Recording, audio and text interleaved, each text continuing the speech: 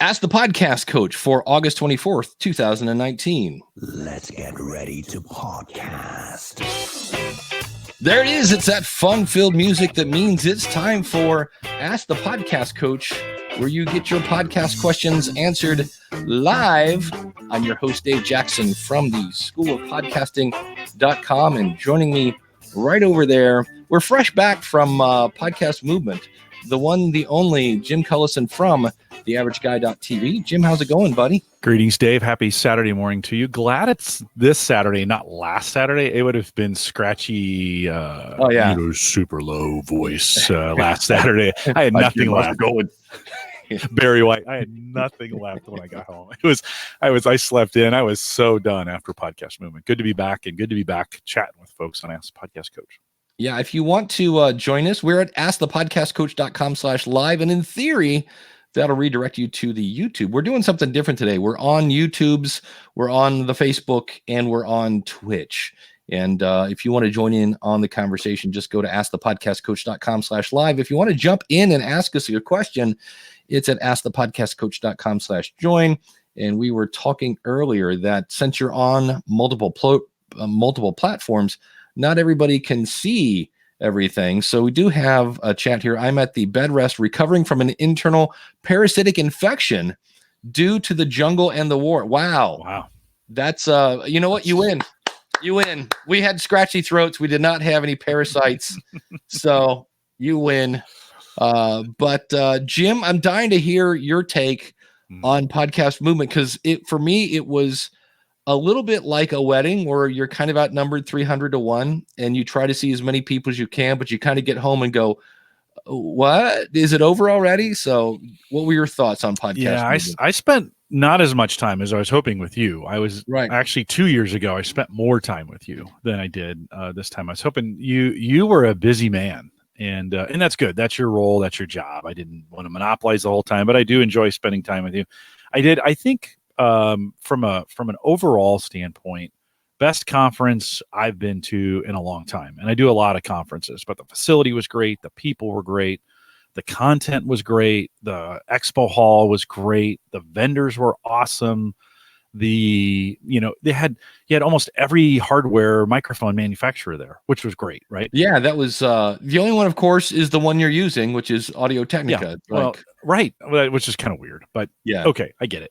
But the vendors were great. The information was really good. I think they did it really well. You and I talked. I think the one drawback is all the parties were super loud, and it's just, it's tough because you don't want a boring party. Like if you come in and you were playing like slow or smooth jazz, like that brings the party down, and people are like, oh, well, so you got to play some music, and then it always gets just a little too loud. Well, I was walking around. I was thinking about this because I was listening back to my show where I was like, the music was too loud. I'm like, hey, you know what? Look, I'm not that old, but I am in my 50s. I'm like, am I just playing my role? Am I the guy now that goes, the music's too loud? Is that? Yeah. No, you weren't. No, it was loud. It was very, very loud. In fact, you said this on School Podcasting. I think if folks want to get your take on this, you did a nice job of summarizing it on your show. But we kept gravitating towards the outsides and getting farther and farther and farther away. So, I mean, that's possible. It would be awesome if they'd have a loud room and then maybe a room that was not so loud. At Podcast Movement, I think it was Fort Worth, they took us to this big country bar, and there was a live band room and then other rooms. And I remember me and Paul Culligan and I think Gary Leland, we were back in this room way away. And if you wanted to go dance and stuff, and it was weird because you would go in there and there's nobody in there. Yeah. I don't know that a lot of people, and even last year at Philly, they had a really great dance party, but because it was in a huge, huge venue and you could get away from the music and come over here and talk to people. So, no complaints. I mean, that's not really a complaint. I met some great people at the parties. We had some great conversation. Your voice gets a little scratchy by the end of the week. But it was pretty great. Yeah, and they say no matter how much the chat room says you complain about the noise, they will always play it higher. Studies show that loud music makes the audience order and drink more alcohol. Yeah. Well, what it does is it makes people dance in theory, and it's exciting too. People. it's exciting. I mean, it's the place to be, you know, right. And so I don't, okay. One complaint, and it's always that way. Otherwise, those guys, fantastic. Oh, fantastic. Like, it was amazing. When we were done on Friday, I was just like, oh, it's over. Like, I didn't want to leave. It's the Expo Hall. One of the things I noticed this year, in years past, Expo Hall starts tearing down Friday morning or the last day, whatever the last day is, early. This time, vendors didn't, like, I think there was enough engagement that everybody kind of stayed set up till the very end. I think noon was when it was supposed to be done. There was a quick turnaround. There must have been another conference coming in because they booted everybody out of the, they had one final session with Guy Raz. I think I was in, which was super, super interesting. Like, Guy Raz. Who is that guy? He's did How I Built This, and he's an NPR guy. He's a news guy. Really well spoken. Guy is a really good podcaster. I mean, he's just really good at what he does. Interesting storyteller as well as great interviewer. So just a super good guy, and he's actually kind of humble, which is kind of cool. So, anyways, we were finishing it up and all talking in there, and they literally came in and made an announcement and said, guys, we got to turn this pretty quick. We need you to get out. Yeah. And so, no offense, but get out now. Get out. Yeah. Michael in the chat room says some songs are just not played loud enough. Hence, school's out forever. So that's true. There's always your jam that you want to hear. But to me, I thought it was funny when they had the live band, and it was just, again, and I always feel bad for the musician because I'm like, nobody's paying it. Nobody is here to see you. And then they went off, and on came, and in came the DJ, and I was like, you got to be kidding me. I was like, so that was one, still, in the relationships, my favorite part of the whole thing is the people, right? Spending time with you and I got to spend some time together, and then who shows up? Leo Laporte, right? How freaking great was that? I've never wanted to be that guy at a conference who goes around and hunts down famous people to get selfies and pictures. And I've seen Leo at these conferences before, and he's always got a crowd around him. And so I kind of was, so I'm sitting with Addie, who, by the way, if you don't know Addie, you never met her in person. She's the greatest person ever. And another great example of what you hear on her podcast is what you get. Addie is so Addie. It's like, she's awesome. So I'm talking, she's sitting next to me and we're talking, and Leo sits down, and I turn over and I'm like, hey, that's Leo Laporte, right? And she doesn't know him as well as I do. Right. Or listen to him as much. And I was like, she's like, you should say something. I'm like, I don't want to be that guy. She's like, no, you need to say something. So I introduced myself, and Dave does, and Lisa, his wife, sits down, and we have this really great conversation that was just kind of a career moment for me. He kind of got me started in podcasting, at least from a idea standpoint. I mean, it was really Dave McCabe that kind of kicked off my podcasting career, but to have Leo there was pretty great. Dave, the highlight though for me was Henry came. And so Henry's his son, and I've listened to Leo talk about getting his son through college. And I've kind of done that with my daughter. And so it's been like listening to someone going through the same stage of life. Henry stayed for about 25 minutes and talked to me about what he's doing at Twit. And that was super interesting because his dad, Leo, has him doing all these things like YouTube and Twitch, and Henry's trying all those new things out like we're doing right now. So it was pretty great just to have that conversation. That same party, or maybe a party before, we also met a couple listeners. So Hal, thanks for, he gave me his card. Hal came by and saw me, and then we hung out. He's in the chat room. We hung out with Ross Brand. So get my finger off there. Ross, king of live streaming, was out there as well. So the people were great as well, Dave. Yeah, it was cool hanging out with you. It went by super quick. And I got to hang out with David Hooper one night. I didn't realize we have a tradition, but apparently we do now. We go to Chipotle. And the only slight problem with that is when you get 3 podcasters at Chipotle, nobody's eating because we're all talking. And I looked up and I said, guys, we're missing the party at the last one. I think not the Stitcher party, the very, very last one, which again was hilarious. You go into the bar, they have a big loud bar, and there's like 2 girls that are drunk dancing, and everybody else is on the back patio trying to get as far away from the music. And that actually wasn't bad because it wasn't as hot.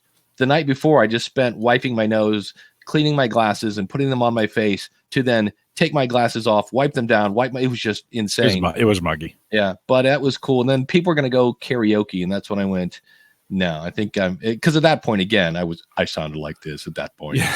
And I was like, I think I'm done. So, but it was a great time. It just, the fun thing was one of the things from that we've talked about on this show, and Jim, you had to be happy to hear this because you've been saying this for a long time, and that is that we're content creators. We should really probably, the whole RSS thing, we get it, we know it, we're geeks. But Tom Webster kind of had this great presentation, which the great thing about Leo, I got to hear Tom Webster's presentation from Leo because Leo had taken pictures of that. Was hilarious. We mentioned that, and Leo breaks out his phone and he's like, "Oh, I took a picture of every slide." And so there's this moment where Leo Laporte is telling Dave Jackson about the Edison research. Yeah, it was so great. I was like, is this really happening? and in a nutshell, what it was is Tom was talking about this guy that's literally having cruises with his audience. I mean, everything you can think of, Instagram, everything's off the chart. And then Tom goes, let's go listen to, it was something about nursing podcast. And then all of a sudden went, oh, well, wait a minute. He doesn't have a podcast. He's a YouTuber. And the thing is that the audience, like we all us producers go, well, YouTube's not really a podcast. The audience doesn't care. I don't. And I was like, ooh, that's going to be kind of, and what was fun about that is, of course, Rob Walsh says, if it's not an RSS feed and if you're not in Apple Podcasts, you're not a podcast. And so it was him and James Criddle and a couple other people, and they got into that conversation, and I walked away to get a water. Now, anytime for me, at least, if I go to get a water, it's a good 20 minutes because I'm going to hit about 5 people I knew on the way. And then plus you have to wait for the water and that whole, so I come and they're still talking about it. I was like, so well, I get way more credibility when I say I'm a YouTuber now than when I say I'm a podcaster. They're like, okay, that kind of, there's with students, when I'm talking with college students and I say podcaster, glaze. They just don't, it doesn't resonate. When I say I'm a YouTuber, they smile every time. Every time I make that engagement. So I don't, this debate, we need to end these debates. This is the dumbest thing in the world. That it's not a podcast unless, that's the dumbest thing I've ever heard, because it doesn't matter. What's the engagement and what are people doing with what you're creating? So Dave, we're doing this live on YouTube. We're also streaming over to Twitch. We're also making our way into Facebook. Yeah. None of those are podcasts by definition, yet this show is called Ask the Podcast Coach, right? Yeah, that is true. It should be Ask the Show Coach. No. See, and this is the thing. I think the word podcast is fine. We were in a session when we were talking about this. I actually set up a live poll for my audience and said, hey, we call these things webcasts. Oh, by the way, Leo, this week, you know how he was using netcasts? Yeah. Everything's changed on the Twit network to podcasts this week because of podcast movement. That's why, because this is now and so I use the analogy, even though it dates me. My mom's favorite movie was Gone with the Wind. It's an old movie from God knows when, probably the 60s or so. Scarlett and Rhett Butler and the whole 9 yards. And she dragged me to a movie because it came to an actual, like, we have a theater in downtown Akron that's like old school 3,000 seat theater. Used to have still has a pipe organ that comes out of the floor. I mean, it's old school theater, but seeing it on a giant, she goes, you have to see this movie on a giant screen. So she dragged me to that. But over the years, that movie's been probably on Laserdisc. It's been probably I know it's been on VHS. It's been on DVD, and I'm pretty sure you could probably get it on Blu-ray, but yet it's a quote movie. Or if we wanted to, we could say it's a film. But yeah, it started on film, but it's the content that's on. So podcasting is just a delivery method. It is. And I think we still need to say it because there are people who are looking for podcasts. Leo said on a show on the most recent Windows Weekly that he made the change because he finally is convinced that the SEO for the word podcast, he's been missing that the whole time.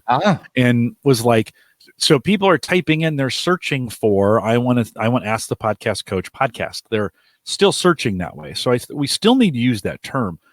But guys, we've got to drop this holy war about RSS feed and stuff. We sound dumb when we're talking about it this way. Like the rest of the world goes, like, what are you talking about? Who cares? And we're getting super nerdy on the RSS deal. So I just kind of love to let that go. I don't want to say stop saying podcast. We should continue to do that, but its delivery mechanism, it's irrelevant. There's so many different ways to do it today. Yeah. So you mentioned, what was the guy's name again? The session you saw? The Edison. Well, which one? Raj something. Oh, no? Guy Raz. Yeah. Raz.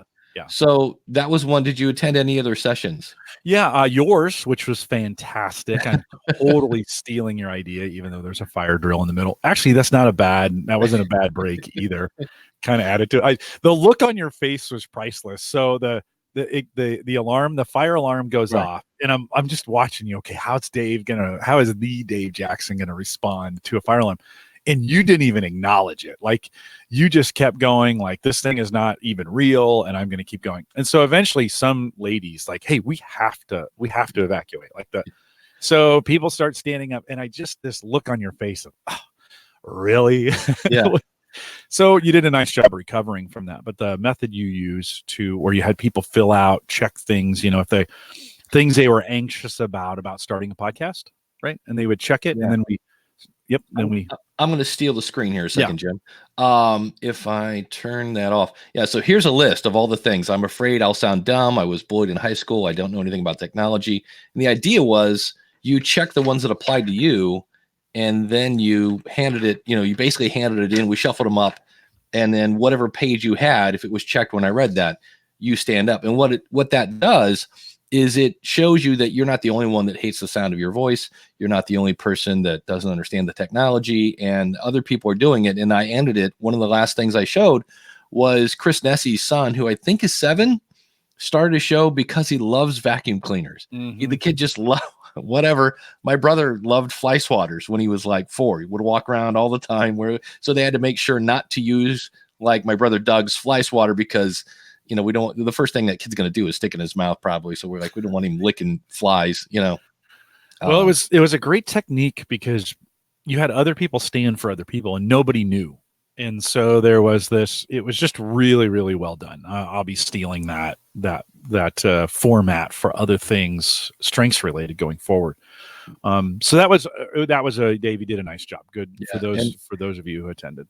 Kim wants to know, he said, clicking it and it's not showing up. Nope, that's not it. This one. How are you going to pee in people's Cheerios? That was the one that was, boy, how do I word this? We had a session. It was me, Mike Dell, Shannon from Podbean, and Mackenzie from Blueberry. And great, by the way. I met her for the first time. Mackenzie's great. And so both Mike and I were like, we don't want this to be a big giant, because it was like, help us help you, like a behind the scenes look at working at Libsyn and Podbean and stuff. And so without throwing people under the bus, our moderator had the second question was, what's your biggest pet peeve? And I'm like, I'm not sure if you heard the part where I said, we don't want this to be a giant bitch fest. So now so in my opinion, that's one that I hope like they didn't like, oh my gosh, we lost the film of that. Sorry, we lost your presentation. Cause I'm like, it was not really, we pulled it out, but it was not, but the good news is I think 7 people showed up to that. It was not well attended. Well, probably not, you're talking to you're trying to get an audience, that your audience is there, right? And you're saying, hey, come, we want to teach you how to interact with us.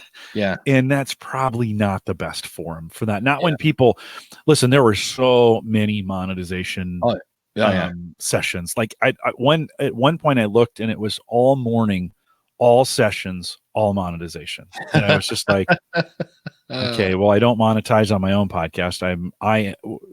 We sell a product on our other one, so I'm not going to do that. And so I spent the morning in the expo hall hanging out with folks, and had some great conversations in there. But so I'm dying to ask the chat room here, as well as Jim, your thoughts. There is a company called Launchpad DM, which is basically Podcast One Lite. Yeah. And it's a free media host. They say we're going to run ads at the beginning of your show. And Jim, I think you said you went over and looked at their, was it them that 2 weeks ago? Yep. Yeah. And I talked to him a bunch there as well. But did you see where, I think it was you, maybe it was somebody else. Maybe it was Oxbus. No, I think it was me. Where you said you could see where you get to put the mid-roll. Yeah, so they will not let you submit it unless you've picked your mid-roll spot, and you can put it anywhere in the audio that you want. And the tool that they use, I talked to their CTO there about it just to say, hey, this is really cool. They present an audio player that you can drill into, and it's got the waveform in there as well, where you can see stuff. And you can easily go through, play, select, choose, put that mid-roll in, and do it that way if that's what you want. It's a great tool, works well. I'm sure others have it, but that was what for those guys, they got it right. They also said to me, I talked to their CEO, and he also said to me they learned a lot from Anchor. Those are his exact words. He goes, we wrote our terms and service based on all the Anchor feedback that we heard. Nice. Well, and what it is they kind of pitch it as it's a free media host, and it's kind of the minor leagues of Podcast One. And if you get enough downloads, we might bring you up to the main platform. But the fun thing was how they got people to their booth, which Jason brings out. They had, and we're not making this up, free beer, and puppies. Yeah, beer was good too. Beer was okay, good. And Jason wanted to know, was the beer good? And it was good. And the first day was hilarious because I got there right as we're setting it up, and this kind of dog person would come in with a couple of travel kind of, the little cages things, and she would release the hounds. And what was interesting is they had this white picket fence, this big square pen. And somebody didn't realize that if you leave like 3 inches between the fence slats, while a person can't get through that, a puppy can, because a puppy's about 90% fluff. And they would and so they put them in, and instantly it was like chaos as they're trying to herd puppies. And they had to figure out how to put some paper in there to keep them in there. But I guess my thought was to the chat room, when you see somebody doing something so obvious, like, hey, we've got puppies and beer, is that a good reflection? Like, do you think, okay, that company must be really good because they're creative? See, I'm doing the thing I hate. I'm giving you guys answers. I'm just going to shut up. What is your main thought when you see free puppies and beer at a booth? I thought the puppies, while they're responding in the chat room, I thought the puppies were a little over the top. Pretty great. I loved Rob's response to this. Mm-hmm. He said, "Oh, we're going to go get kittens." Yeah, which is great. Yeah, I thought that was pretty great. I went over there, Dave. It's surprising how people took to those puppies. I mean, people were picking them up and just cuddling them, and it was pretty great. Yeah. I walked over both days, had beer for lunch, which was pretty great. Pretty great. What'd you have for lunch? Beer. It was, hey, it's bread. So, it was pretty delicious. Yeah. So, yeah, I don't know. I thought it was pretty creative. One of the things, Addie's company, Addie and Mike's company, Simplecast. They on day 2, they had a photographer come in, and you could get headshots right there, like professionally taken headshots. That was really done very, very well. And so they were busy all day as people were getting headshots. And that's so those kinds of things in the booth that are helpful, those kind of draw me in a little bit. All the mic guys had, where you could try them out. I went over to Electro Voice and tried an RE20, which I really want to buy one of those. Yeah, I played with a Shure SM7B and was like, ooh, I do like. Yeah, I know. So the chat room is saying kitten over puppies every time. Yeah. We're going to take a break from Podcast Movement just for a minute, and then we'll go back to puppies and beer, because when in doubt, always go back to puppies and beer. Dave and Jim, any advice to podcasters that won't monetize anything and use his podcast only to build his brand and reputation? Yes. Don't worry about downloads. Worry about interaction with your audience. And there's so much you don't have to worry about now. That's a beautiful thing. But I would say definitely work in solo shows. If you're doing interview shows will grow your network. Solo shows will build your influence. And if you're trying to build your brand, you got to get you into that. So Jim, any other thoughts you might have for? Yeah, I think people listen to podcasts for people, not for content. Now I know that sounds really weird. I mean, if your content sucks, they're not going to listen. But you can have the greatest content, and if nobody knows who you are, it's not going to get listened to. I mentioned Guy Raz. He is a guy who has a reputation as a person. And so just because you're putting together the greatest information ever and putting it out there, if people don't know who you are, the chances of them listening to it go down drastically. And so it's not just about creating content. You still have to do that. That's like a minimum. That's like an expectation. It has to be good content. But you also have to be a person people want to follow for whatever reason. And it doesn't always have to be positive. I mean, look at the controversy at times that like Howard Stern has created all the radio guys do this. Limbaugh, Engel, Savage, all those guys, they're personalities that people are drawn to. And be an interesting personality as well. Be places. I was surprised at Podcast Movement. We invited people to come up and say hi to us, like, hey, come find us. And they found us. Yeah. Like there were people coming up and saying I was in a session, and there was two people in front of me talking, and you know how you're in a session and you just feel free to just jump in the conversation, right? Because they're right in front of you. And I said something, and the guy goes, "Oh my God, Saturday mornings, ask the podcast coach." He listens to us, doesn't watch us, so he didn't recognize me right away, but he heard the voice. So I think you have to be a personality that people want to follow, whatever that is, positive or negative. And then the chat room is saying it's like using the podcast as a peripheral and complementary perspective. So and I'm with you, be yourself. And that's where I think when I was doing my session, we kind of talked about that one of the ways you can inject yourself into your podcast, even if you're talking about the news, is to like throw in your opinion. And immediately that gets a little weird because somebody might agree with your opinion and somebody might not.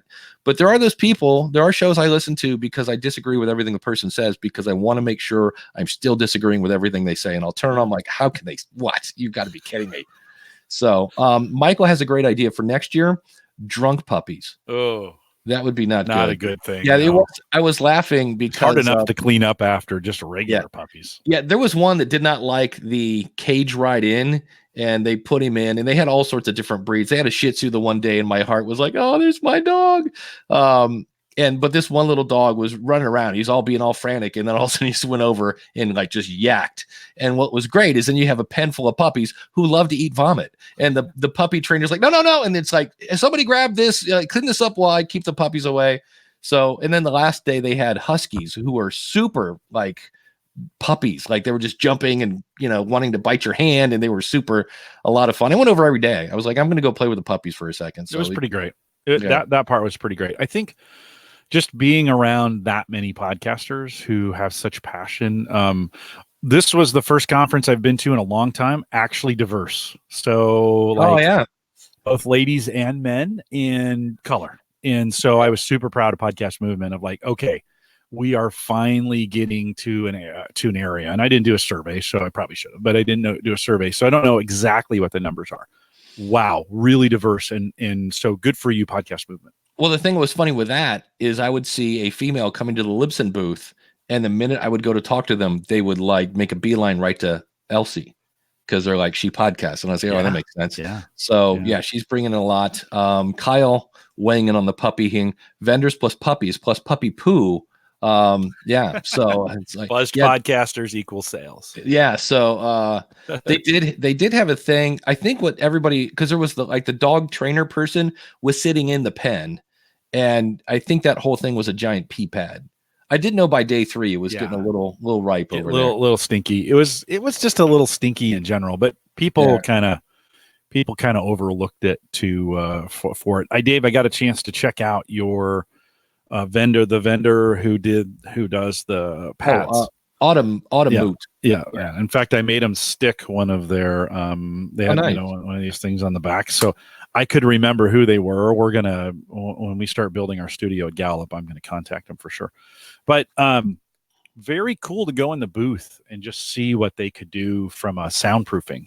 I didn't realize they had a booth there. They were in the back in the corner. Oh, yeah, okay. They did. They had some materials. Yeah, you walked by, right? They had the school of podcasting. Yeah, that was very cool. Yeah, that they had they'd taken my logo and put it on this big thing, and I was like, well, that's kind of cool. So, well, the cool part is they can cut that into just about anything. And the art, you talked about the art a couple weeks ago, but what I didn't realize is you can make it look like wood or stone. and have a really attractive background that doesn't look like soundproofing. Yeah, I'm dying to see. They're doing Todd Cochran's they are his studio, his new one. So that'll be fun to see. And I could see where half of it was green screen. And I just told him, I asked him on the way home because they were on the same plane ride I was going home. And I just stopped by and I said, so how was the show? And they're like, oh man, amazing. I go, lots of ideas. They're like, oh, that's what they're walking away with the most. They said was and I told him, I said, you're gonna have a better understanding of who this audience is, because they do a lot of things with like corporate buildings and conference rooms and things like that. And so it was they were the like, pricing is pretty reasonable, right? I mean, I picked up their flyer. It's almost like I staged all this stuff.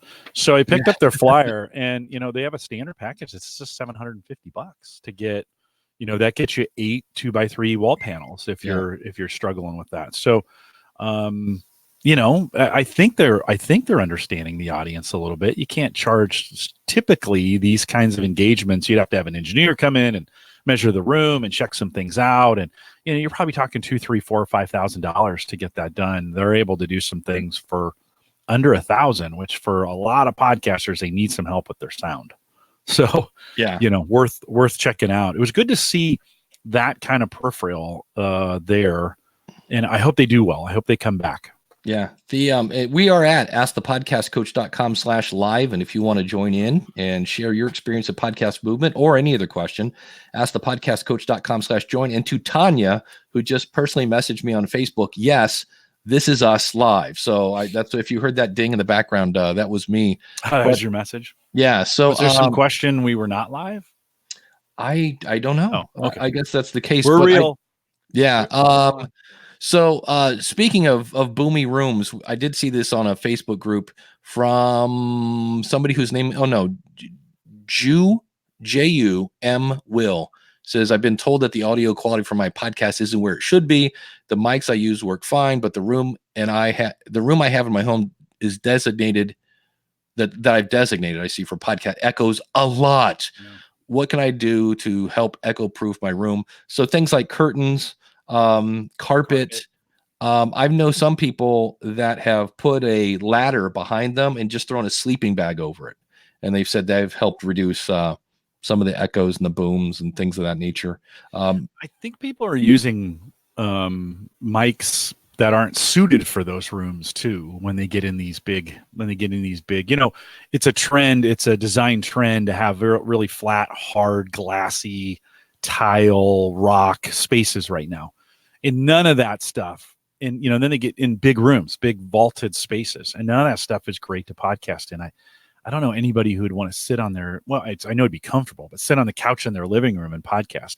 We just had Cody Wheat. Remember Cody? Dave from Shots of History. So he came on Home Gadget Geeks on Thursday. He's just retroed a closet. And we've joked about that. Didn't know if people actually did that, where they got in their closet.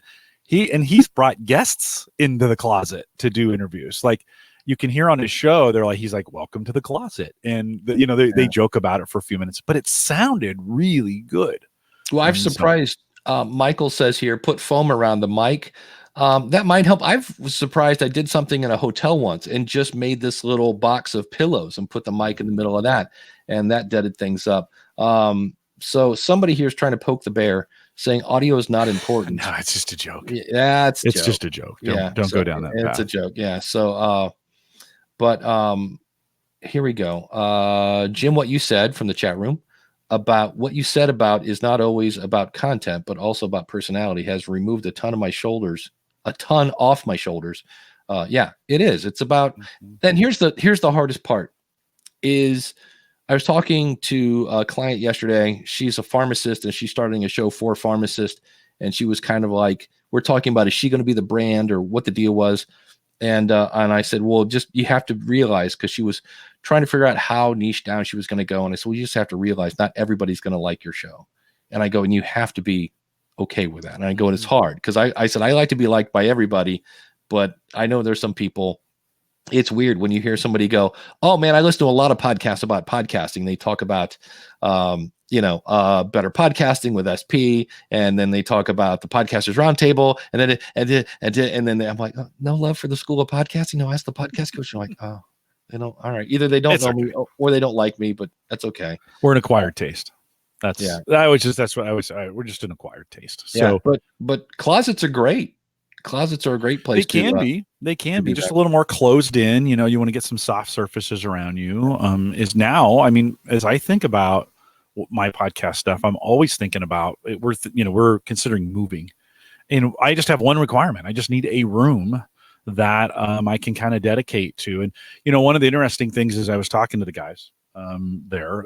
They were talking about door sweeps and actually insulating the door to make sure, and putting a solid core door in to the studio to make sure you're getting the best possible. I think about the doors I have upstairs in this house, and they're the cheap, right. They're basically paper. I mean, it's like a Japanese house. There's nothing there. And so those are the kind of, I think, some of the considerations as we think like in a door sweep to make sure you're closing off that area where sound can come in.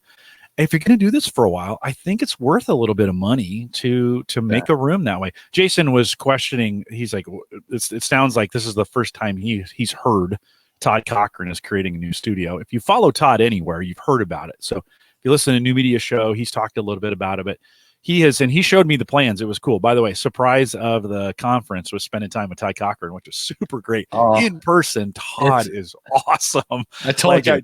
I just had the best time with Todd, and I was like, I've been a little skeptical. He's he's sharp at times, right? He's just sharp and direct. Yeah, but in person, he was great.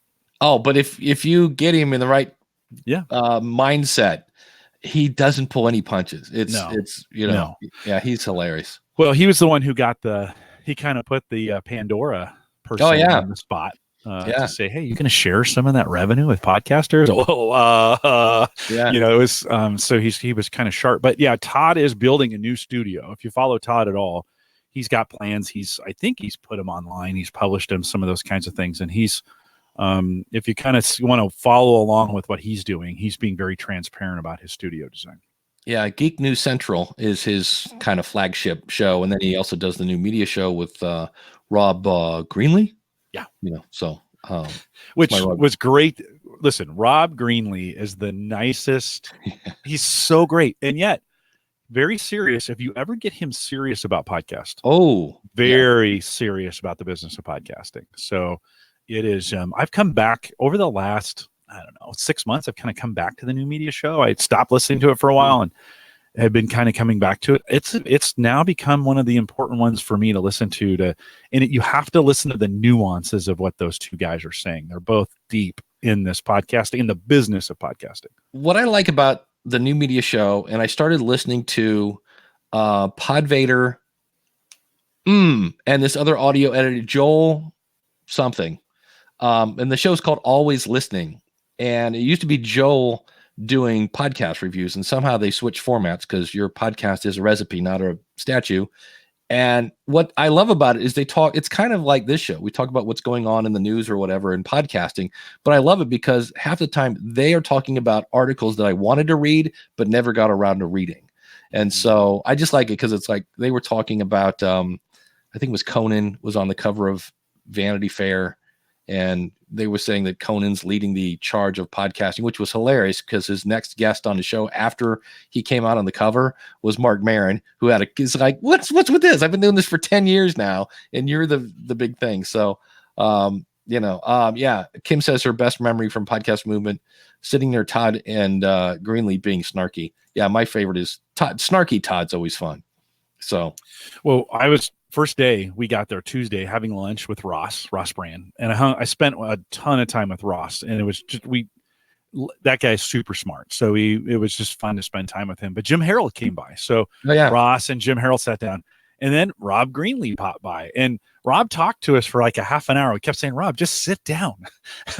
He's like, no, I got to go to a meeting and stay and talk. And so just to have the access to personally be able to spend time with these guys, these giants, right? Of who take this very, very seriously is very, very cool. Chance to meet some of the folks in the background, both at Blueberry and at Lipson, super fun too. You just don't normally. You mentioned Mackenzie a little bit earlier, but that's the thing. It's like in the case of Rob Greenlee, he is a giant. He's like 6'4", I think, or something. No, I think he's like 6'8". He's tall. He's very tall. He is tall. But I didn't get to hang with Ross at all. I got to like say hi to Addie. I got to say hi to Mike. Why can't I never Mike Murphy? Mike Murphy. But there are a ton of people that I'm like, I saw, but like, I got to hang a little bit with, oh my God, what I'm doing horrible with name. Dr. I got to see him and Dr. Ryan Gray. I got to hang with him a little bit, and Jordan Harbinger was cool. Well, I ended up one night I went golfing. Have you ever heard of Top Golf? Mm-hmm. Oh yeah. I'd never heard of it. So a bunch of Lipson? No, it was Rebel Based Media. Oh, nice. And then Chris Kermitzos, who was supposed to stay in my hotel as a roommate one night, ended up staying for the whole conference. He's like, yeah, they're going to go play golf and ride go-karts. And I'm like, oh, I'm in for that. Mainly because it wasn't another loud party. No wonder I didn't see you at the parties. Yeah. So the last night, and it was just a last minute thing. But it was like Colin Gray, Jordan Harbinger, Jessica Kupferman, Natalie and Harry from Podcast Junkies, the guys from Rebel Based Media, he's really cool. Mark is going to give me a demo of Captivate, because I'm like, didn't you get to see a demo? Was it you? Captivate.fm? No, okay, not me. No, because they're getting ready. They're in a soft launch right now, and it's a podcast / marketing hosting company. So I'll be interested to see what the difference was. But I didn't think it was going to be that long, but we ended up playing Top Golf forever, and I proved to the world once again that I golf like somebody who hasn't golfed in about probably 10 years. So it was I got a chance to meet Harry. You mentioned him again, and actually I don't think I've ever met him in person. Been on a show, but it was fun just spending time kind of talking with him, so to speak, face to face in the party. So he's just such a great guy too. And somehow I walked away without a Podcast Junkie shirt. I don't know if he had them. I didn't see any. He did have some. I mentioned to him, I said, Dave and I have a bet on, are you going to do it again or not? And he's like, oh, I'll get you one. And then we'll have to talk about the music thing too. But you know who else is really cool and I would love to hang out with? Our awesome subscribers. Our awesome subscribers. Yeah. So we're talking about awesome people like Greg from debtshepherd.com. Glenn the Geek. I did get to spend a good minute and a half with Glenn the Geek, and he said we'll have to talk later, and then it never happened, but he's over at horseradionetwork.com. That's the other thing is we could talk about maybe in post show, depending on how much time we have, the International Podcast Association. We haven't talked about that yet. That was launched at Podcast Movement, but Josh Rivers over at podcastingexperiments.com, Max Trescott at aviationnewstalk.com, Shane at spybrary.com. Shane is a guy I want to meet someday. At some event, I want to meet Shane. Of course, I want to meet all these people. I've met Max Trescott in the past, but Kerry Bond at keywestperspective.com/podcast. Ronsley down in Australia at Amplify Media Group. Find him at mustamplify.com. Carl White at lifeinthecarolinaspodcast.com. Kim Krajci, who's in the chat room today, find her at toastmasters101.net. And if you'd like to be an awesome supporter, simply go over to askthepodcastcoach.com/awesome. You get access to the bonus content that we don't put out on the podcast, as well as we now have enough patrons that we do a live Q&A once a month. So if you want, which was super fun, by the way. Last time I got a chance to join, I had the time, and so I got a chance to join. It was a blast. But here's the funny thing: Doug from Podcast Music walks over to the Lipson booth, and he goes, "A dud, a dud." And I was like, okay, somebody's been listening to our show. And I go, can I play AC/DC yet? He goes, yeah. He goes, you guys in your AC/DC. And I'm like, I'm just saying. So it's not, I will say this, it's a step in the right direction. It's Sound Exchange is getting involved. And it sounds like next year you might be able to play a portion of a song if they've re-recorded. There was a lot of like, if this happens and that happens. So it was to my point from 2 weeks ago when we were talking about this, they're not going to allow full tracks. So those aren't going to be available. Doesn't sound like, anyways, for most of the pop stuff that we want. And it's going to be some segment of a 30, 60, 90 seconds, something in there, or bits that they're going to sell. And I think one of the more alarming things about all of this that came up through the conversations, because I was sitting in that session as well, is that I think the discovery bots are on their way. So I'm glad you said that. Yeah. James Cridlin said on Facebook, using commercial music, the bots are coming. Spotify chucked a podcast. I love that verb. Chucked. Spotify chucked a podcast off their platform for using commercial music without approval yesterday. I've seen the email from Spotify. The entire podcast is now removed entirely. This is interesting because it could be that this was spotted by an automatic scan by Spotify, given the podcast remains on other platforms. But of note, the podcaster was given no warning, no possibility to appeal, and has clearly lost all his listeners on Spotify as a result. The podcaster claimed to me that he had permission to use the songs from the record companies, but on digging a little, he had no such thing. Well, there you go. There's the problem. You can't play music without permission from, again, the songwriter, the song performer, and the record labels. So, well, there is a problem. There does need to be an appeal process, because even on YouTube, there's been false positives of people have done stuff, and they were okay, and YouTube still kicked them off, and you need to be able to appeal. So Spotify's gonna have to fix that if that's indeed true. But I do think it will be interesting to see. So we're going to get these snippets that are coming. You're going to need to license them. It sounds like there's going to be a monthly fee plus a fee. The more popular the song, the more you're going to pay.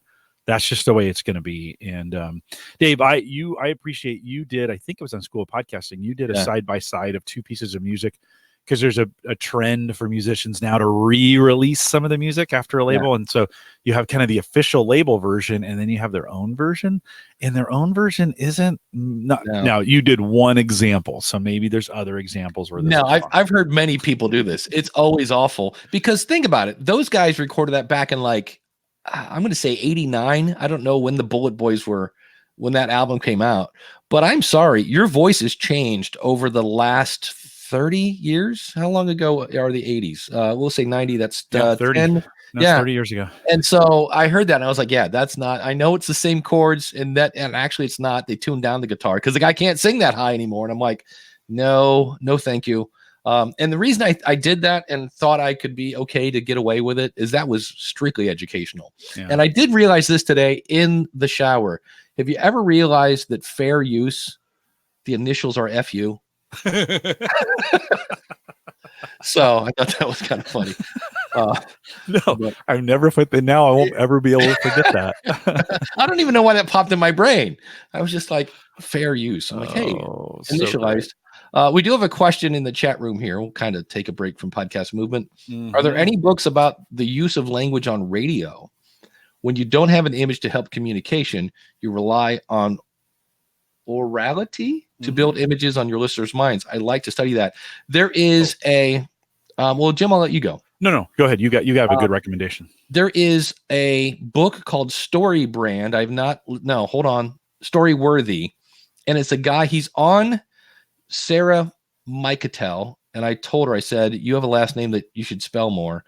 Sarah is Sarah, Micatel, Atel. It's either A or U. But she interviewed this guy, 5-time winner of the Moth. Now, the Moth is this contest of storytellers in New York. And this guy had a ton of stuff about how to tell a good story. In fact, you'll hear me later on Monday talk about things that you shared that weren't yours and why. This guy had a ton of stuff about how to tell better stories.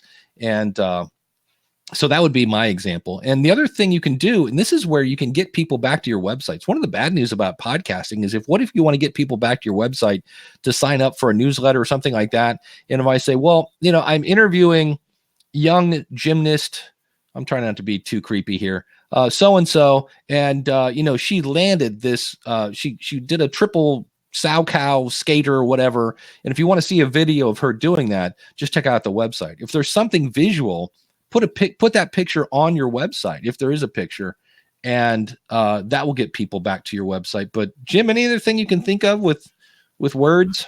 Well, I think radio, if you're talking radio in general, I think when old school radio of the 50s, 60s, if you go back and study a little bit of what they did, the early days of television, the oratory quality of what radio was doing 40s, 50s, and 60s is really, really good. They understood cadence. They understood pacing.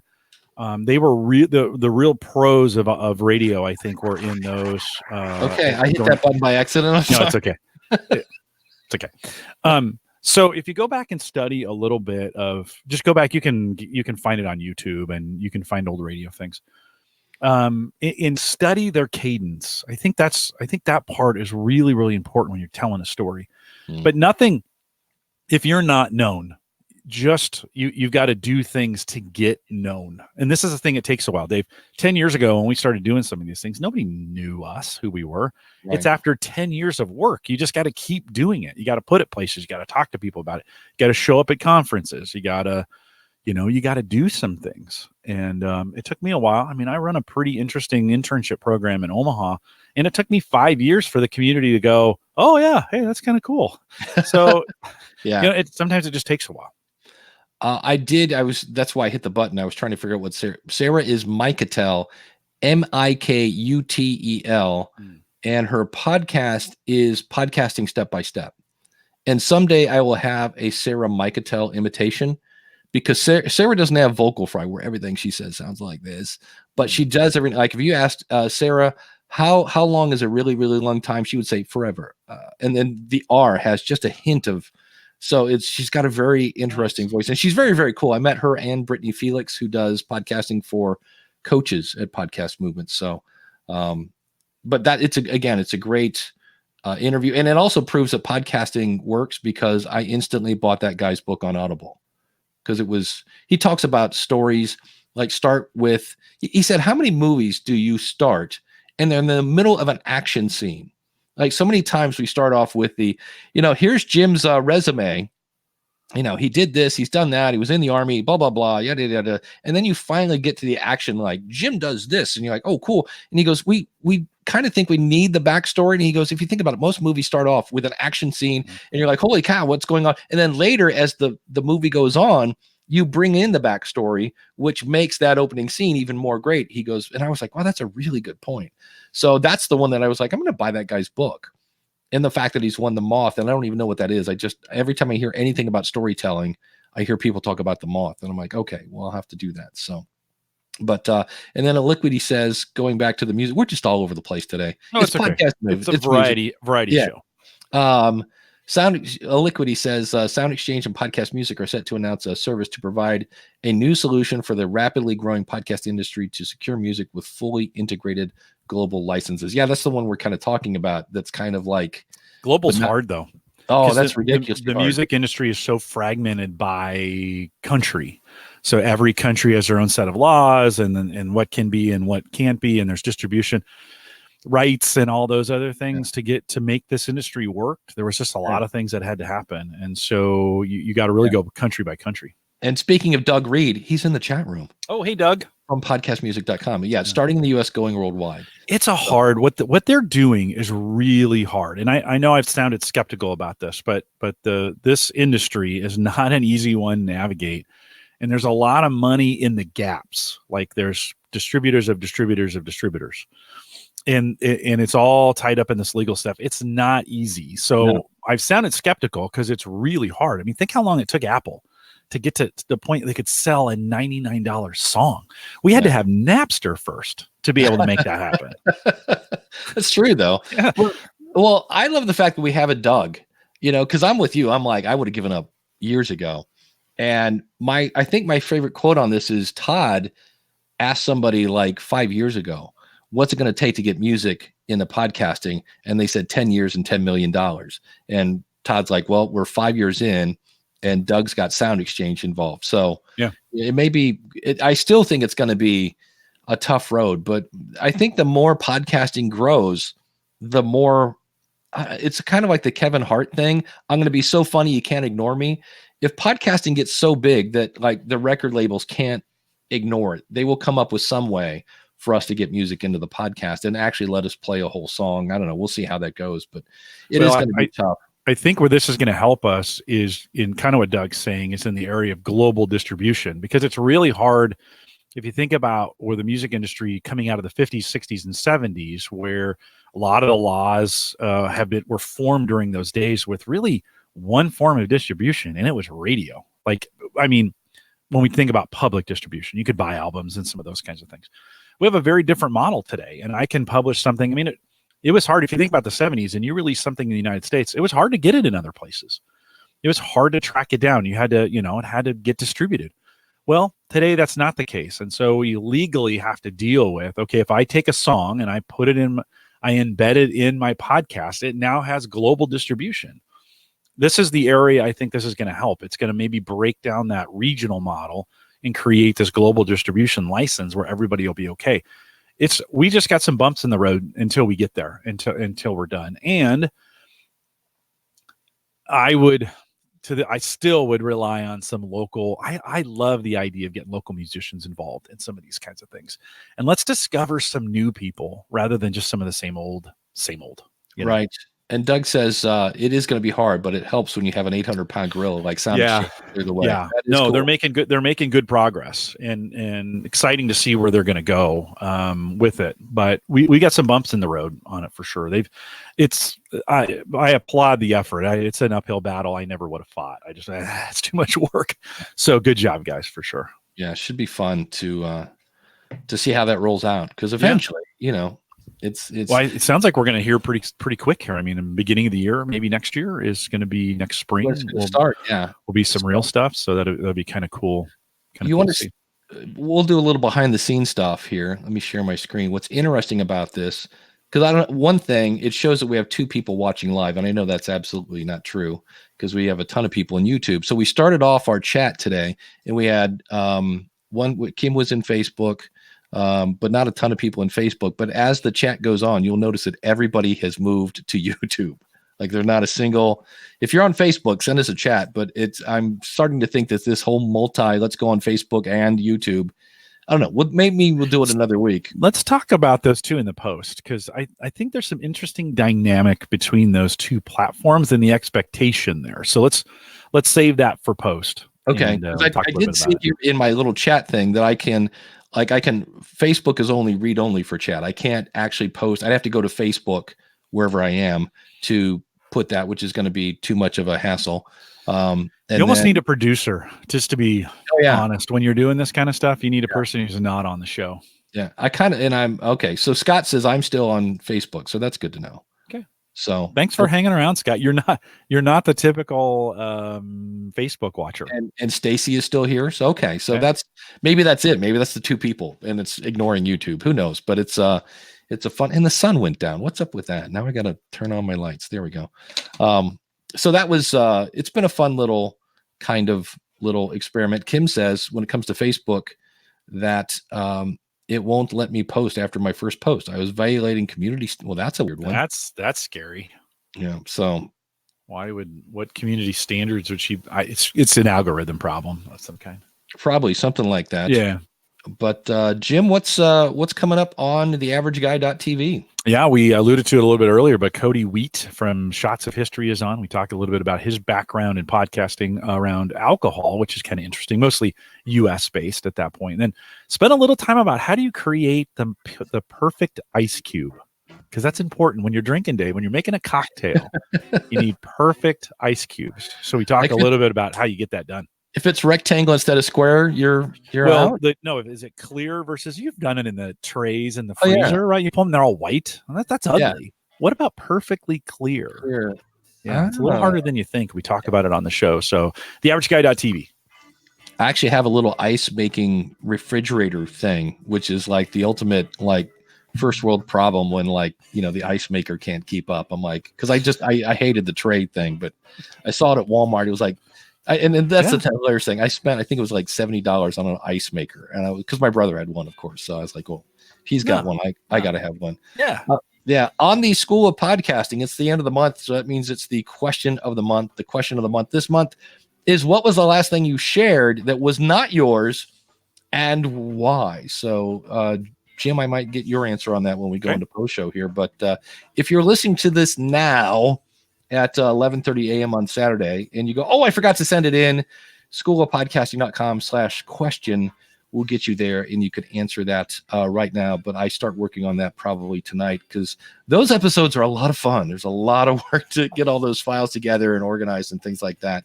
So that'll be coming out on Monday at the schoolofpodcasting.com. Thanks to the chat room for sticking around. We got another half hour coming up. And as always, askthepodcastcoach.com/live is where you can find the show. But stick around for some post show.